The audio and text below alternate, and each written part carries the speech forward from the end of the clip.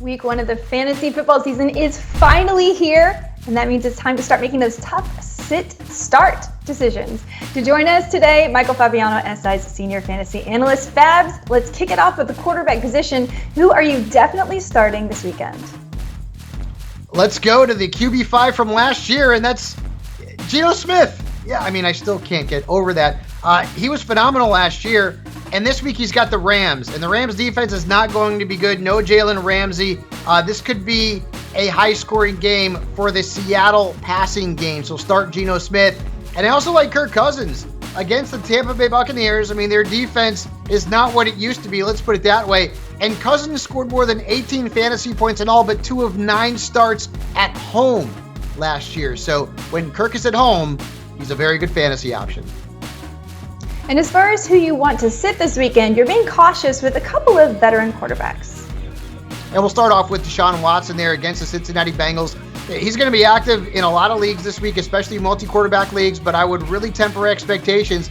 The Bengals allowed the 3rd fewest points per game in terms of pass attempts to quarterbacks last year, and this is a very tough defense. So beware Deshaun Watson. He's going to have some love on the ground to have a big game. And then Aaron Rodgers, and I get it, maybe this is not a popular opinion, but the matchup's not great this week on Monday night against the Buffalo Bills.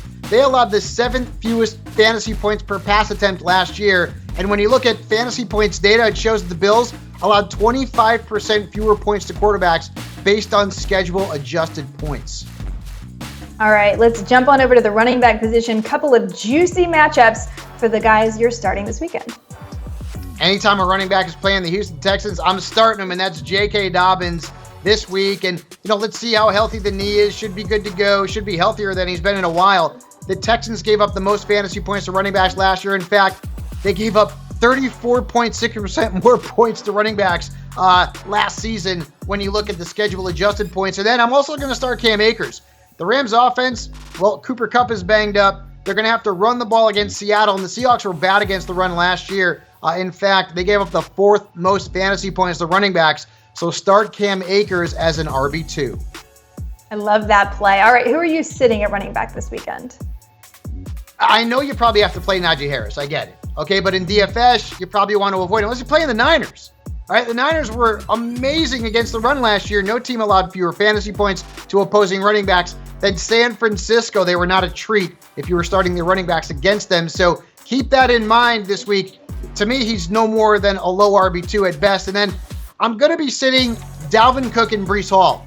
Why? Well, because first off, didn't see anything from either one of them in the preseason. They're both coming off injuries, and the matchup's not great. I mean, Buffalo's defense was pretty tough against the running back position last season. So I guess if I have to start one Jets running back, maybe it's Breece Hall, but I don't have a lot of faith in either one of these guys putting up a big stat line against Buffalo. It's beginning to sound like the only Jet you're starting this weekend is probably Garrett Wilson. So let's just jump over to the wide receiver position. Who are you definitely starting this weekend? I like Jahan Dotson. He's kind of a fantasy darling in the sleeper category, right? A lot of people, including myself, really high on him. And even if Terry McLaurin is able to play, he's been back at practice this week. He's got a toe injury. I still think this is a really good matchup for Dotson, so get him into your lineup. Maybe he's a flex starter if McLaurin's able to go. And then let's go to Drake London. Against the Carolina Panthers, London's a breakout candidate in a lot of leagues. Now, the quarterback position is a big question mark in Atlanta with Desmond Ridder, but Carolina's defense allowed the highest percentage of points based on schedule adjusted points last year to wide receivers, so Drake London is in a good spot to succeed. And it looks like you are sitting DJ Moore in his first start with Chicago. Ooh, spicy, Fabs. Another player that a lot of people will probably have to play, and I totally get that. But I just don't love the matchup. I mean, the Packers defense was tough on wide receivers last year. They gave up only 13 touchdowns through the air, and Green Bay allowed a minus 10.4% in terms of the wide receivers' points based on the schedule adjusted. So for me, DJ Moore is a risk. He's no more than a flex. And then Hollywood Brown. It looks like the Cardinals are going to start Joshua Dobbs against the Commanders. This guy just was acquired by the team. This offense is an absolute mess. The Commanders have a really good defense, and Marquise Brown could see some garbage time points, which maybe makes him a risk-reward flex at best, but I don't know that there's any Cardinals that I trust this week, maybe outside of James Conner, and he's a risk. Okay, finally, we've made it to the tight end position, which may be the most important part of this video this week because we have a lot of injuries in the news. Potentially Travis Kelce, potentially George Kittle won't play, potentially Mark Andrews is not practicing. So even one of these guys I know that's on your start list is also often on the waiver wire. Let's kick it off. Who are we starting this week? We all need this info, Fabs. It's tough not to like Tyler Higbee. Yeah. Cooper Kupp is hurt. And we've heard reports from, I guess, Matt Stafford's wife that he isn't connecting with the younger players, but he knows Higbee. And the Seahawks gave up the second most points to tight ends last year, so do the math. In this case, 1 + 1 = start Tyler Higbee. And I also like David Njoku. Tight end's thin. You just mentioned it. You got some guys with injuries, and overall, it's a tough position to decipher. Njoku's coming off a great camp. He's got a rapport with Deshaun Watson.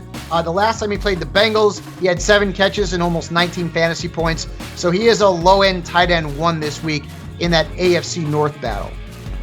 And if you had the luxury, who are you sitting this weekend at the position? Was there anything good said about Kyle Pitts like all summer? I mean, if there was, I didn't hear it. The guy just scares me. And I know we talked about him a couple years ago. He's a unicorn, this and that. I just don't love Kyle Pitts. He hasn't really given me a lot of confidence. The Panthers also allowed the 10th fewest points to tight ends last year. And Pitts has been held to fewer than 5 points in 2 of his 4 career games against them. So if you've got depth, and you probably don't, I know you probably got to play Pitts. You don't have to like it.